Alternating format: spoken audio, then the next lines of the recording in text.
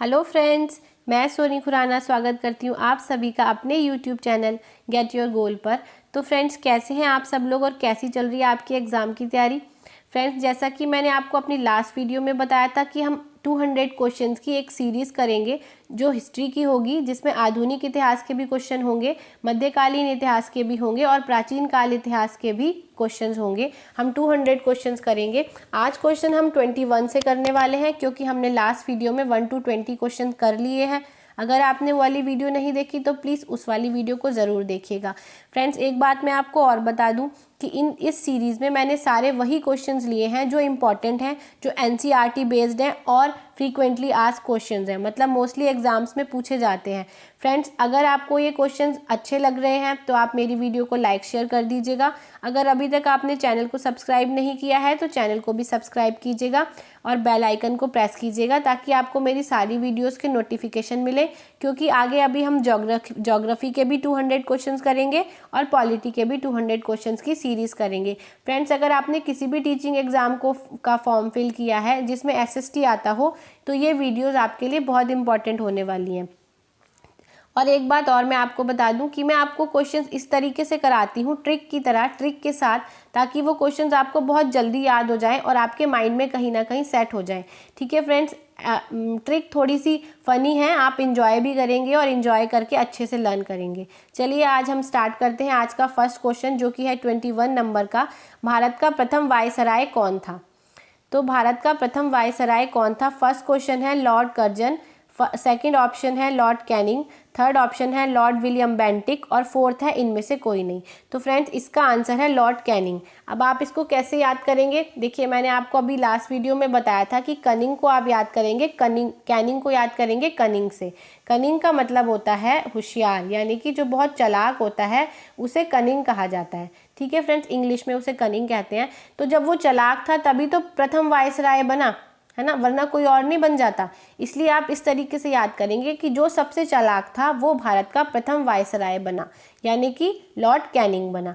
Cunning माने चालाक और कैनिंग को आप उससे रिलेट करके याद करेंगे कि भारत का प्रथम वायसराय कौन था? Lord Canning. ठीक है, अब हम आते हैं सेकंड क्वेश्चन पर। सेकंड क्वेश्चन है भारत का अंतिम ब्रिटिश गवर्नर जनरल कौन था? ठीक है फ्रेंड्स, तो भारत का अंतिम ब्रिटिश गवर्नर जनरल था लॉर्ड माउंटबेटन। लॉर्ड माउंटबेटन आप कैसे याद करेंगे? आप इसको याद करेंगे माउंट एवरेस्ट से। ठीक है, अब आप याद करें कि सबसे आखिर में अंतिम ब्रिटिश गवर्नर जनरल, यानी कि सबसे आखिर में माउंट एवरेस्ट पर एक अंग्रेज चढ़ा था। ठीक है, उसके बाद सब इंडियन ही चढ़ते रहे। आप इस तरीके से याद करेंगे। देखिए फ्रेंड्स, मैं आपको एक बात ये भी बता दूं कि अंतिम जो ब्रिटिश गवर्नर जनरल था, सब जो अंतिम ब्रिटिश था वो था माउंटबेटन। उसके बाद भारतीय गवर्नर जनरल बने थे। ठीक है, क्योंकि हमारा देश आज़ाद हो गया था उसके बाद, तो फिर जो भी गवर्नर जनरल की सीट पर बैठा वो भारतीय ही था, इसलिए इसको अंतिम ब्रिटिश गवर्नर जनरल कहा गया। क्योंकि इसके बाद सारे भारतीय बने थे, उससे पहले ब्रिटिश बनते थे, इसलिए जो अंतिम ब्रिटिश गवर्नर जनरल था वो था लॉर्ड माउंटबेटन।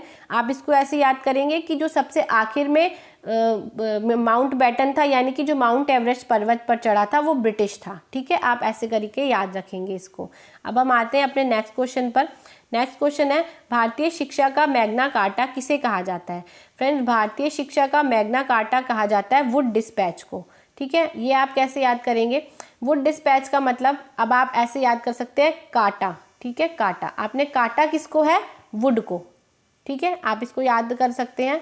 काटा किसको काटा था?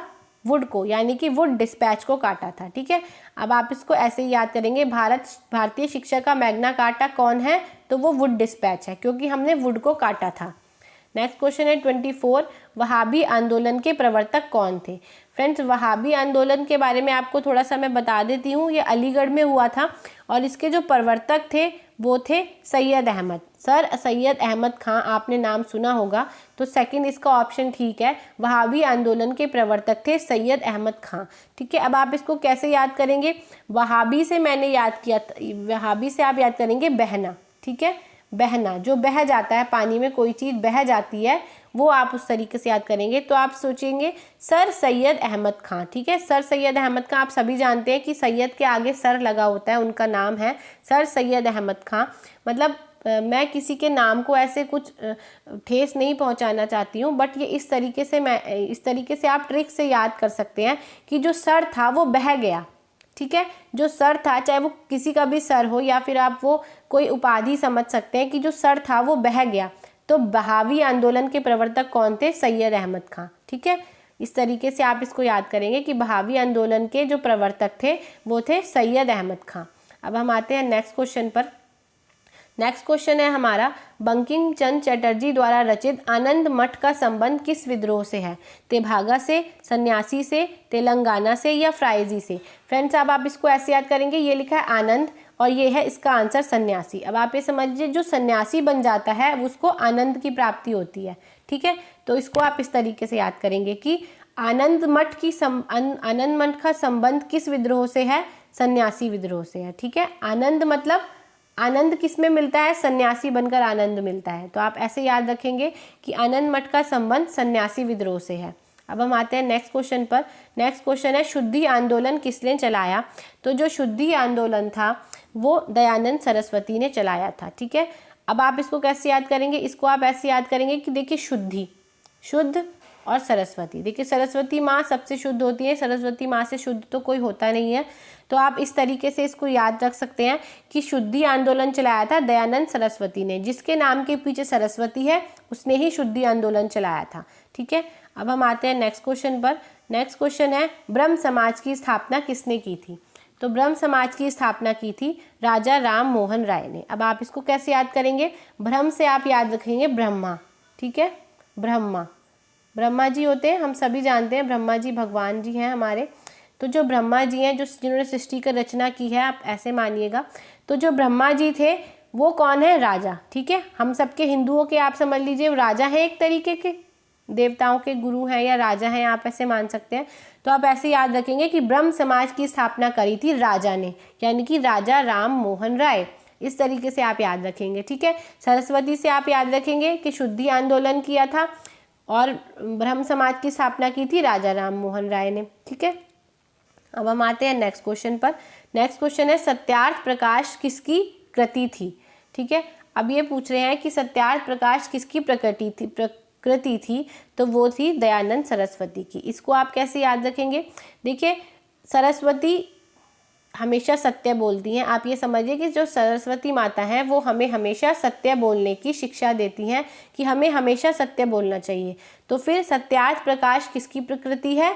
दयानंद सरस्वती की कृति है। ठीक है फ्रेंड्स, आई होप आपको समझ आया होगा। ठीक है, सत्यार्थ प्रकाश भी किसकी कृति है? तो वो दयानंद सरस्वती जी की कृति है। ठीक है, अब हम आते हैं नेक्स्ट क्वेश्चन पर। नेक्स्ट क्वेश्चन है 29, अलीगढ़ आंदोलन किसने चलाया था? मैंने अभी आपको ऊपर बताया था कि बहावी आंदोलन था वो सैयद अहमद खां ने चलाया था, जिसको अलीगढ़ आंदोलन भी कहा जाता है। अलीगढ़ से स्टार्ट हुआ था इसलिए इसको अलीगढ़ आंदोलन कहते हैं।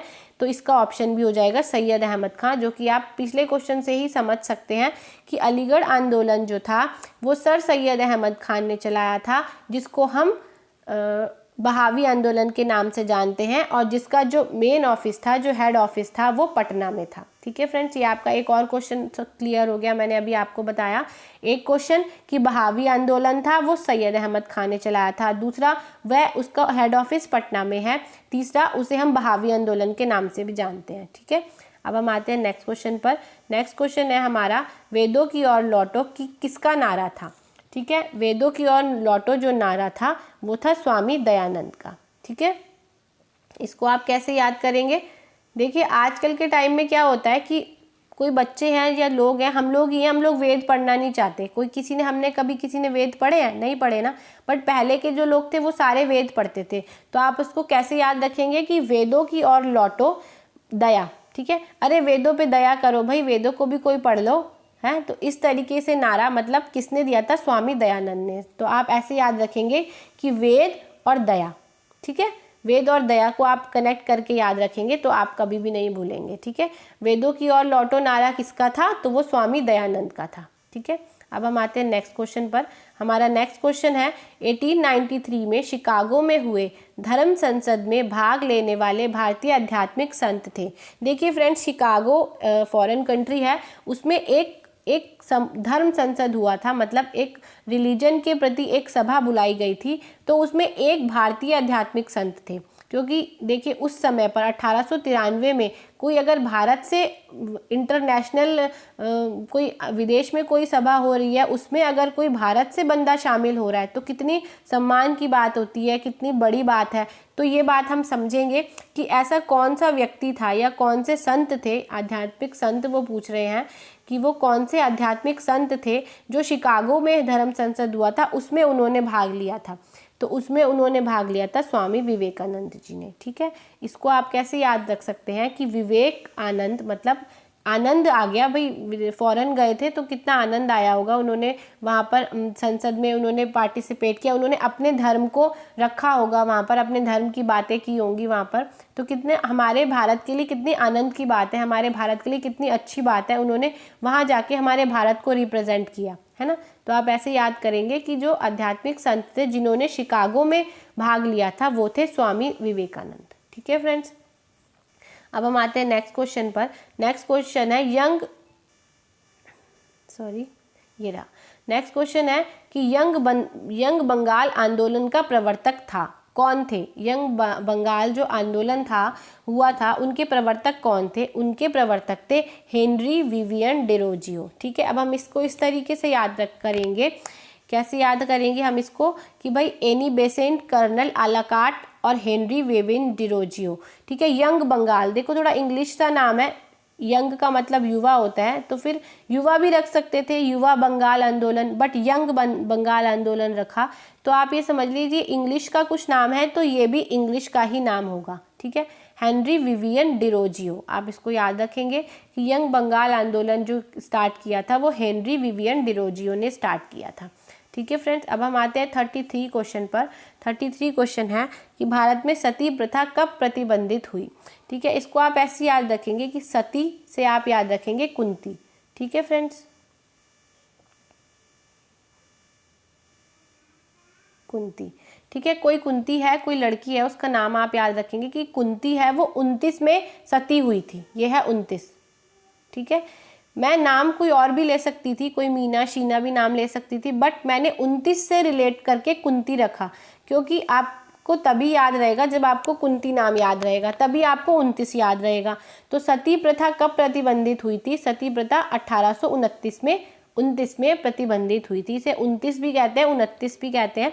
तो कुंती से आप याद रखेंगे। ठीक है फ्रेंड्स, ये विलियम बेंटिक ने प्रतिबंधित की थी, तो इसको आप इस बात को भी याद रख सकते हैं। ये क्वेश्चन हमने अपने लास्ट वीडियो में किया था कि सती प्रथा किसने प्रतिबंधित कराई थी, तो वो स्वामी विवेकानंद जी के साथ मिलकर विलियम बेंटिक ने, लॉर्ड विलियम बेंटिक थे, उन्होंने ये सती प्रथा प्रतिबंधित की थी। कब? 1829 में।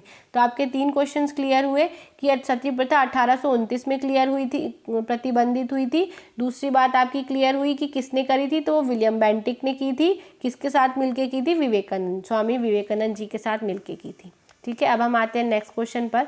नेक्स्ट क्वेश्चन है विधवा विवाह के प्रबल समर्थक कौन थे। तो विधवा विवाह के प्रबल समर्थक, देखिए उस समय पर बहुत सारी रूढ़िवादिता चलती थी, स्टीरियोटाइपिंग चल रही थी, जैसे सती प्रथा, बाल विवाह, विधवा विवाह, ये सब चीज़ें चलती थी। बट एक व्यक्ति थे जिन्होंने विधवा विवाह का समर्थन किया था, मतलब उन्होंने कहा था कि विधवाओं का विवाह भी किया जाना चाहिए, उन्हें दोबारा विवाह करने का पूरा अधिकार है। तो किसने कहा था? अब ये बात आप कैसे इसको याद रखेंगे, इसका आंसर है ईश्वरचंद विद्यासागर। इसको आप कैसे याद रखेंगे? देखिए विधवा का विवाह कराना तो एक बहुत अच्छी बात है, मतलब हमारी सोसाइटी में जो गलत चीज़ें चल रही हैं उसको दूर करने की बात है, और विधवाओं को भी जीवन जीने का पूरा अधिकार है। तो ये चीज़ कौन मानते हैं? ये तो देखो भगवान का काम हुआ ना, और ये विद्या का भी काम हुआ। हमें विद्या मिलेगी, मतलब अगर कोई पढ़ा लिखा होगा तो उसे तो ये बात समझ होगी कि भाई हाँ विधवाओं का विवाह होना चाहिए, है ना। तो विद्या से ही तो हमारा दिमाग का मतलब हमारा मानसिक विकास होता है कि हाँ भाई नहीं, विधवाओं का विवाह होना चाहिए। तो इसको आप इस तरीके से याद रखेंगे कि विधवाओं का विवाह तो भगवान भी कहते हैं कि होना चाहिए, और हमें विद्या से ही इस बात का ज्ञान मिलता है कि हाँ भाई विधवाओं का विवाह होना चाहिए। ठीक है फ्रेंड्स, अब मैं आपको इस बारे में एक बात और बता दूं कि ईश्वरचंद विद्यासागर जी जो थे, उन्होंने अपने इकलौते पुत्र का विवाह विधवा से किया था। ठीक है, उनका इकलौता पुत्र था, और उन्होंने इस बात को समर्थन करने के लिए उन्होंने कि भाई हाँ विधवा विवाह होना ही चाहिए, उन्होंने अपने बेटे का विवाह ही विधवा से करा दिया था। ये क्वेश्चन भी एक बार सीटेट में पूछा गया था कि किस समर्थक ने अपना बेटे का विवाह विधवा से किया था, तो ईश्वरचंद विद्यासागर ने किया था, क्योंकि वो विधवा विवाह के प्रबल समर्थक थे। ठीक है फ्रेंड्स, अब हम आते हैं नेक्स्ट क्वेश्चन पर। नेक्स्ट क्वेश्चन है सत्यशोधक समाज के संस्थापक कौन थे? तो सत्यशोधक समाज के संस्थापक थे ज्योतिबा फुले। ठीक है, ज्योतिबा फुले। आप इसको कैसे याद रखेंगे? इसको आप ऐसे याद रखेंगे कि देखिए फ्रेंड्स, सत्यशोधक समाज, सत्य, जो सत्य बोलता है वो तो खुशी के मारे फूले नहीं समाता। ठीक है, आप इसको फूले से याद रखेंगे। सत्य जो है वो हर अंधेरे में भी ज्योति का काम करता है। आपको पता ही है, कहते ही हैं कि जो सच है वो हमेशा प्रकाश की तरह रहता है। सच को कभी छुपाया नहीं जा सकता। सच का हमेशा रोशनी में आ ही जाता है। सच हमेशा दिख ही जाता है। तो आप इसको ऐसे याद रखेंगे कि सत्यशोधक समाज की स्थापना ज्योतिबा फुले ने की थी। जब जो सत्य बोलता है वो तो फूले नहीं समाता ना खुशी के मारे। तो आप इसको ऐसे याद रखेंगे कि सत्यशोधक समाज की स्थापना की थी ज्योतिबा फुले ने। ठीक है, अब हम आते हैं नेक्स्ट क्वेश्चन पर। नेक्स्ट क्वेश्चन है हमारा तत्वबोधिनी सभा के संस्थापक कौन थे? तो तत्वबोधिनी सभा के संस्थापक थे देवेंद्रनाथ टैगोर। तत्वबोधिनी सभा के संस्थापक थे देवेंद्रनाथ टैगोर। ठीक है, अब हम आते हैं नेक्स्ट क्वेश्चन पर। नेक्स्ट क्वेश्चन है भारतीय क्रांति की माता किसे कहा जाता था?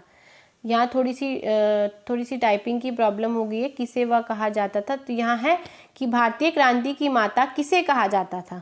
तो भारतीय क्रांति की माता मैडम भीकाजी कामा को कहा जाता था। ठीक है फ्रेंड्स, अब देखिए कोई क्रांति लाएंगी, अब बाकी नाम आप मैडम भीकाजी कामा को थोड़ा सा आपको याद ही करना पड़ेगा। कामा से वैसे माता आप थोड़ा याद कर सकते हो कि भाई माता और कामा। ठीक है, भारतीय क्रांति की माता कौन थी? मैडम भीकाजी कामा। ठीक है फ्रेंड्स, अब हम आते हैं नेक्स्ट क्वेश्चन पर। किसने स्वतंत्रता का वृक्ष लगाया तथा जैकोबिन क्लब का सदस्य बना? इससे मैं आपको एक क्वेश्चन और बता देती हूँ कि भारतीय क्रांति की माता तो भीकाजी कामा थी ही, साथ में इन्होंने विदेश में हमारा भारतीय ध्वज पहली बार लहराया था। ठीक है, इसको आप ऐसे भी याद कर सकते हैं। ये भी क्वेश्चन इंपॉर्टेंट है, आया था एग्जाम में कि किस महिला ने विदेश में पहली बार राष्ट्रीय ध्वज फहराया था? तो वो मैडम भीकाजी कामा ने ही फहराया था। ठीक है, अब आप इसे याद रखेंगे कि भारतीय क्रांति की माता कौन थी? मैडम भीकाजी कामा। और किसने विदेश में सबसे पहले ध्वज लहराया था? तो वो भी मैडम भीकाजी कामा ही थी। नेक्स्ट आता है किसने स्वतंत्रता का वृक्ष लगाया और जैकोबिन क्लब का सदस्य बना? ठीक है फ्रेंड, इसको आप कैसे याद करेंगे? देखिए मैं इसको पहले आपको इसका आंसर बताऊं। इसका आंसर है टीपू सुल्तान। ठीक है, अब आप देखिए क्लब ऐसे याद रखेंगे कि जैकोबिन क्लब का सदस्य बना। क्लब में भाई टोपी पहन के जाना पड़ता है। ठीक है, आप इसको ऐसे याद रखेंगे कि ये कंपलसरी है कि अगर आपको क्लब में जाना है तो आपको टोपी पहननी पड़ेगी। तो टोपी से आप याद रखेंगे टीपू सुल्तान। जैकोबिन क्लब के सदस्य कौन थे? टीपू सुल्तान। ठीक है, इन्होंने स्वतंत्रता का वृक्ष लगाया, मतलब स्वतंत्रता की स्टार्टिंग इन्होंने की थी। कोई पेड़ नहीं लगाया था, बट इन्होंने स्वतंत्रता की स्टार्टिंग की थी। और जैकोबिन क्लब के सदस्य बने थे तो वो थे टीपू सुल्तान, क्योंकि क्लब में टोपी पहनकर जाना पड़ता है। मतलब ये असली बात नहीं है कि क्लब में टोपी पहन के जाना पड़ता है। मैं आपको एक ट्रिक बता रही हूँ कि इस तरीके से आप इसको याद रख सकते हैं कि जब आप क्लब देखेंगे तो आपको याद आ जाएगा कि भाई क्लब में तो टोपी पहननी थी, तो टोपी से रिलेटेड कौन है? टीपू सुल्तान। तो टीपू सुल्तान इसका आंसर होगा। ठीक है, अब हम आते हैं नेक्स्ट क्वेश्चन पर। नेक्स्ट क्वेश्चन है खालसा सेना की स्थापना तथा पाहुल पर्व का प्रवर्तक है। मतलब देखिए 39 क्वेश्चन जो है उसमें ये पूछ रहे हैं कि खालसा सेना, ये सिख धर्म से रिलेटेड है। सिख धर्म में एक खालसा सेना होती है, मतलब खालसा सेना है जो जिसकी स्थापना की थी, और एक पाहुल पर्व भी होता है, उसके भी प्रवर्तक हैं। तो वो कौन है ये पूछ रहे हैं। तो वो है गुरु गोविंद सिंह जी। देखिए फ्रेंड्स, ये 10वें गुरु हैं। अगर आप सिख होंगे तो आपको पता होगा कि सिखों के जो 10वें गुरु थे वो गुरु गोविंद सिंह जी थे। उन्होंने ही खालसा सेना की स्थापना की थी। और वाहेगुरु जी का खालसा, वाहेगुरु जी की फतेह, ये भी आपने सुना होगा।